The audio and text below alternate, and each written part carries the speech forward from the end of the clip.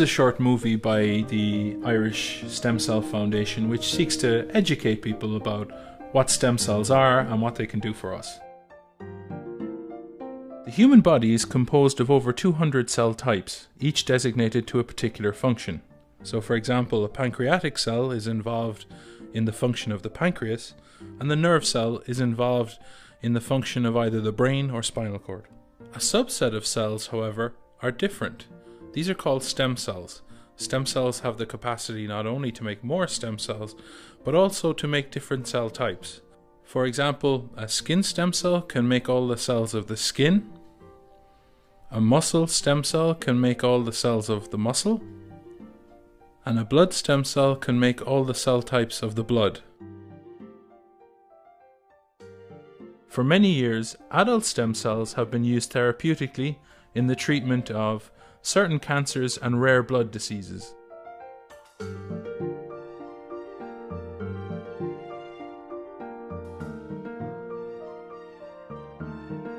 Broadly speaking, there are two types of stem cells: embryonic stem cells that can generate all cell types of the human body, and adult stem cells that have a more limited repertoire. Embryonic stem cells are derived from excess embryos that are left over from assisted fertility treatments, like IVF. The embryos that would otherwise be destined for medical waste are harnessed to study human disease and development in the laboratory. It is important to realize, however, that scientists do not make embryos purely for research purposes. Rather, they use the embryos that would otherwise be destined for medical waste. For example, in the treatment of diabetes or, say, motor neuron disease, the problem is that there doesn't appear to be an adult stem cell that can make insulin-secreting cells of the pancreas, for example, or like motor neurons that are lost in motor neuron disease. Scientists and clinicians, in order to find out what's going wrong and to fix what's going wrong, they need the type of stem cell that can generate the cell type relevant to the disease. So in certain instances, embryonic stem cells are needed. People frequently think about how stem cells can be used directly to treat disease. For example, for many decades, bone marrow and the stem cells they contain, blood stem cells, have been used in the treatment of certain cancers and rare blood diseases. Scientists and clinicians today are even more excited about the indirect use of stem cells as research tools. We can learn more about how stem cells make different cell types. We can use cells derived from stem cells to make better and more effective drugs. So stem cells are, in essence, a source of different cell types that you can use to generate new drugs and learn more about how disease happens. You know, it's frequently said in the media that embryonic stem cells are no longer required because of the advent of a new technology called induced pluripotent transduction.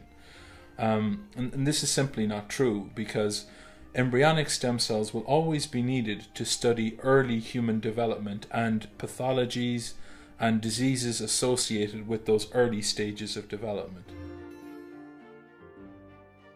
Back in 2007, scientists discovered that if they introduce certain genes into a cell, they can make a cell forget what it is, so that it reverts back to something like an embryonic stem cell. So it's in a way, it's a little bit like hitting someone in the back of the head and they forget that they're a particular type of person, and they have to relearn what kind of person they are again. But sometimes memories re-emerge, and this is really where the state of the research is now. Can we make a cell completely forget what it was? And can you sustain that amnesia long term within the cell? This new induced pluripotency transduction is a very, very new technology, and we're still trying to find out, how we can make cells forget what they are so that they revert back to this stem cell-like state. But really, it's too early to say for a lot of applications whether embryonic stem cells or induced pluripotent stem cells will be better in future.